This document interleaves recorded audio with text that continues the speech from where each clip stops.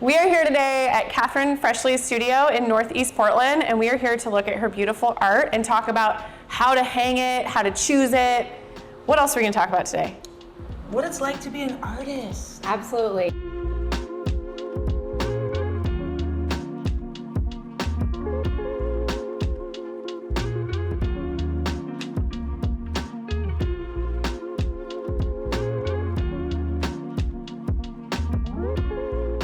I think it's hard because there's a lot of running the business. Actually, this morning I was at the Grant High School Freshman Career Fair, and so I was talking to all the kids about being an artist, and I was like, yeah, I paint the stuff, and then I have to spend most of my time trying to figure out how to get people to know about me, and then teach them about buying art, and then help them figure out how to buy the art. So the art is like one small part. Yes. Yeah, like what percentage of your time are you actually painting? I would say like 30% if I'm lucky. Yeah. When I'm in the flow and everything's great, that's amazing, but I can't necessarily wait for those like perfect moments. I just have to do my work when I have to do my work. Do you have like a painting schedule? Like I need to paint X amount of these sizes or these canvases this week in order to keep up with the demand? Yes. And do you sell online? I do. I sell online. I sell here in person.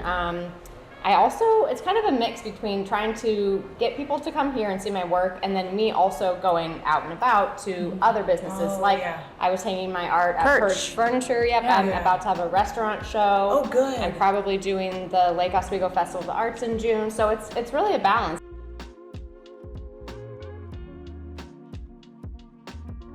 One of the things that's really great about prints is that they are available often, depending on the artist, in different sizes. So the original painting is only available in one size, but that might not be the size that you need for the space that you have in mind. So this print, this is an 8x10, which is a standard frame size. You can go buy a great frame at Target. This is 11x14, but you can also reproduce this up to 30x40, which is like this big, and that's the size of the original painting. So prints are really flexible in that way, which is an amazing attribute that original art doesn't have. Yeah. Another place where people get stuck on how to choose art is figuring out what colors to do. And what's great about artists is oftentimes if you email them and you're like, hey, I really like your art, but my living room is a mustard yellow color, let's say.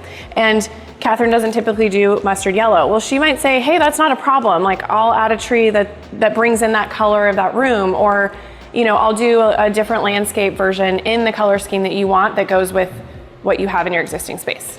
That's called commissioned art. Some clients' homes, when we walk into them, they have art on every wall, or they're thinking they want art on every wall. No, don't do that. Really think about where art should go. What wall in the room should art go? One wall in your home should be blank. Let your eye rest. It could be wallpaper. In a room. Yep, could be blank, could be wallpaper, painted a different color, but let it rest, okay? The next wall is usually a TV or a fireplace or something that you're featuring that is not art. The third wall, that's where we say, yes, feature art. And if you have a fourth wall, you can feature art again, but we would also suggest it be something different. So if you have acrylic paint on wall 3, on wall 4, you'd have textured art, or you'd have a gallery wall with frames or sculpture, just something to create interest and eye flow and movement through that entire space. Sure. The one thing you wanted to get out was, what did you want to get out? Well, I have been selling art for a long time, and I've been selling art face to face. I've done like a bunch of festivals and art fairs and stuff, and that is really amazing because you get the opportunity to see how people react to your art and also just to learn how people think about art.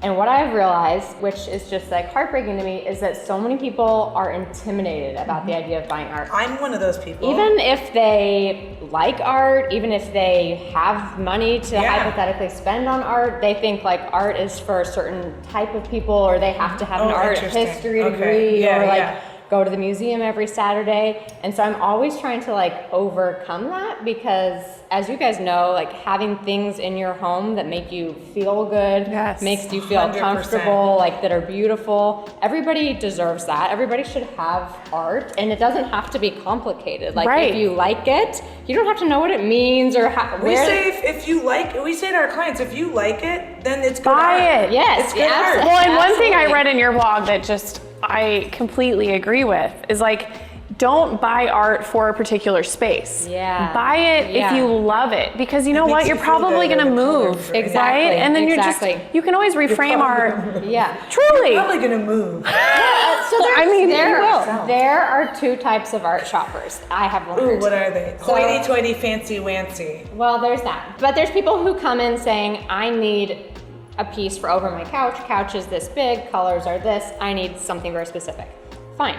And then there are the people who just love art and just want to buy whatever they want to buy. And they make it work. And I think, like, sure, if you have a hole in that you need to put something on the wall, that is a problem to solve.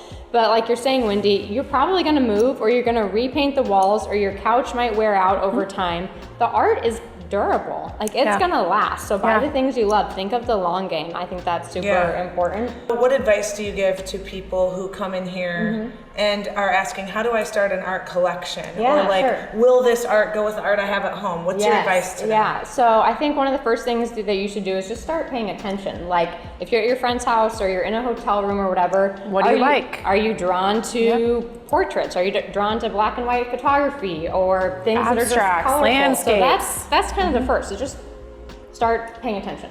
And then the second thing I would say is to trust yourself. If you like it, that's all that matters. There's literally nothing else for anyone that else. matters. So just trust yourself. And then, like, you can kind of take art collection loosely. Like, you don't have to make it a bigger mental thing than it is. Like, buy a $30 print from an artist that you met, and that's going to be so much more meaningful to you than something that you pick up at a big box store. Like, your first intentional purchase of art is the beginning of your art collection. It doesn't have to be a giant piece. It doesn't have to be a huge commitment. Just start small. And then I think the last thing is, like, think of the long term. Like, you're buying this to last. So don't worry about the current color of a chair that you might get rid of. Well, and that's something we talk about in design, you know, just with interiors. Like, if it's something you love, make it work, right? Like, it will work because it's your personality, it's your style. It's the same with art. You know, it's, if you like a velvet green sofa and you like this piece of art with pastels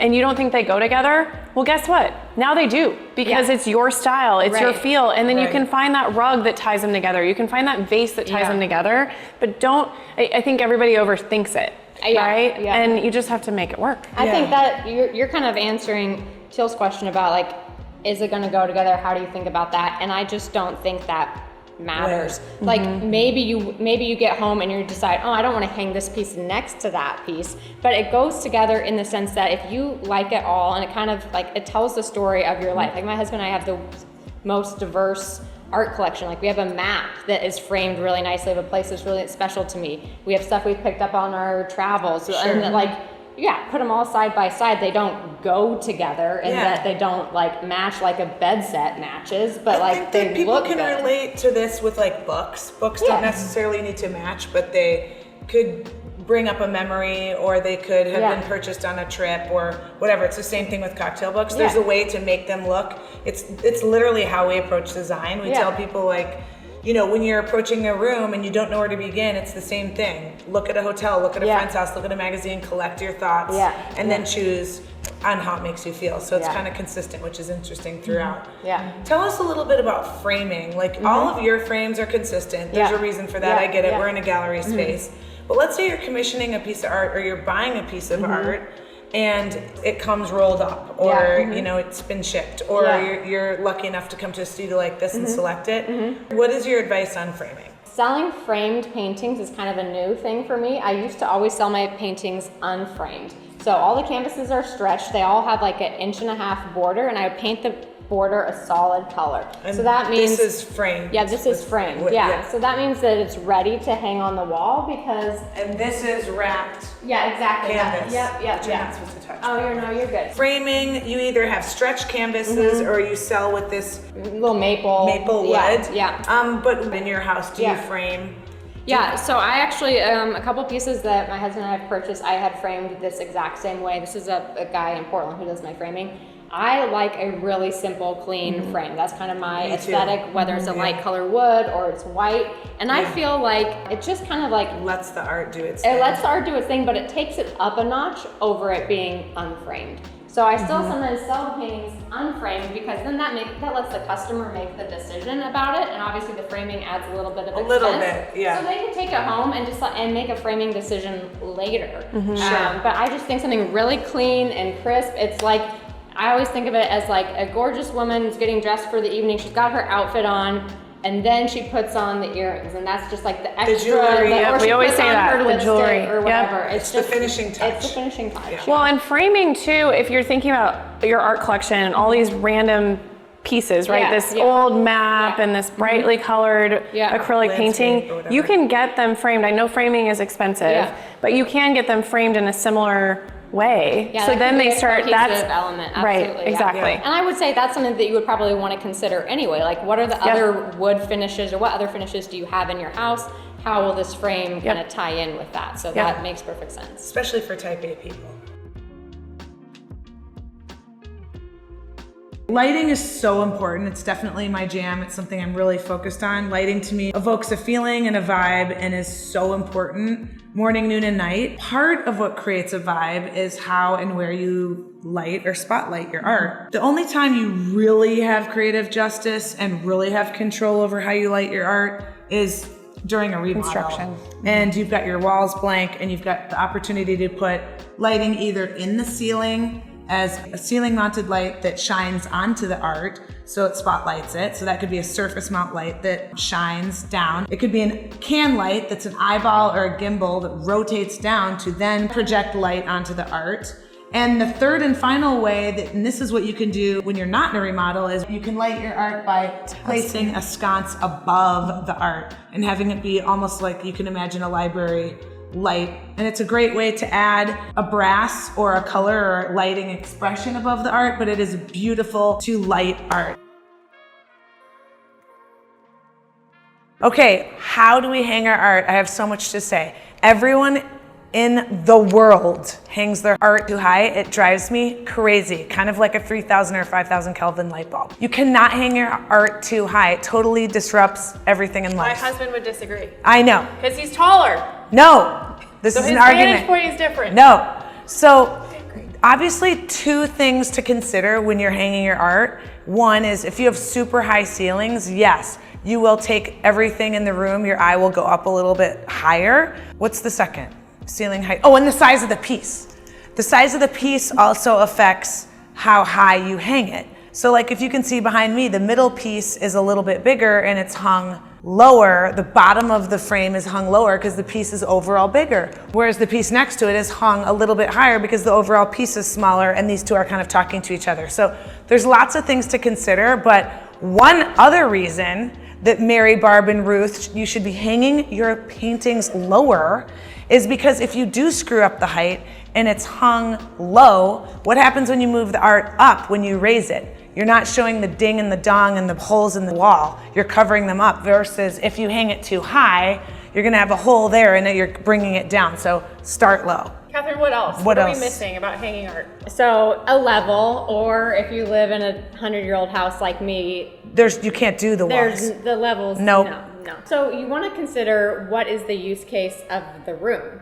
Like, how are people using the room and what other furniture is there? So say you have a couch here, where are people's heads going to be? That's a big consideration. Do you have like a console table? Is there going to be a bouquet? Is that Yeah, so obviously this would come up. Well, I usually say you need at least like 6 inches to a foot from the top of Yeah, the yeah. sofa to the art. Would you say that or? Yeah, I would probably lean more towards a foot. And right now, for instance, my husband and I have a square painting above our sofa. I really wish it was a rectangle. I think that would fill the space in a nicer way. But I love the painting and the colors tie in with the sofa. Yeah. And as long as it is, our heads aren't going to hit it when we leave back, that's You're winning. good. But yeah, you definitely have to think about, is there any furniture in the area? Are people going to That's a good point. Right when you walk in the door and you've got your big coat on, you're going to run into it. So how are people using the space? Because at the end of the day, it has to be functional. Yeah. Yep. Same themes with design. Yep. Literally art and design, same.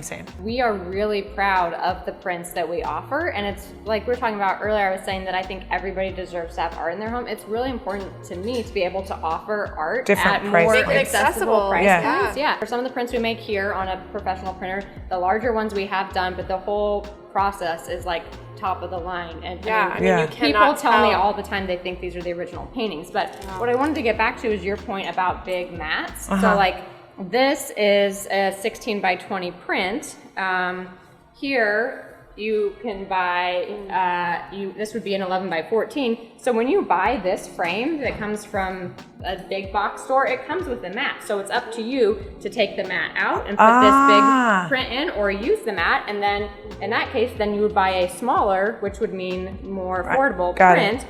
Or you could even do what you were talking about before and get a really small piece, or even smaller. card size, Yeah, even the yeah. card size, And and do a huge yeah. mat. And that is a fantastic way to, make you find a piece of art that you love that's small, but you want to put it on a bigger space, or kind of like celebrate it and make it more. And I would do, for me, like I love symmetry and I love kind of like an art story. Yeah. So I would do 3 different postcards, smaller, let's say, and hang them stacked like Oh, you could do, on a like, big wall. frames. Yeah, Boom, just boom, stacked boom. on a wall Yeah. or a landing. And if you're even more creative, you could paint the mat and paint the frame, one of the colors in the painting. Oh, you just on lost your me at own. DIY. Bye-bye.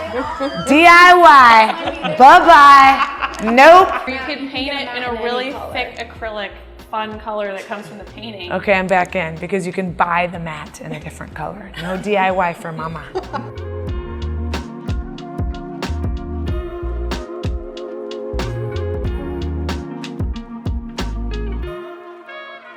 So if you're not local to Portland, don't worry. In the description, we will have Catherine Freshley's website, so you can shop online, check out her prints and her paintings.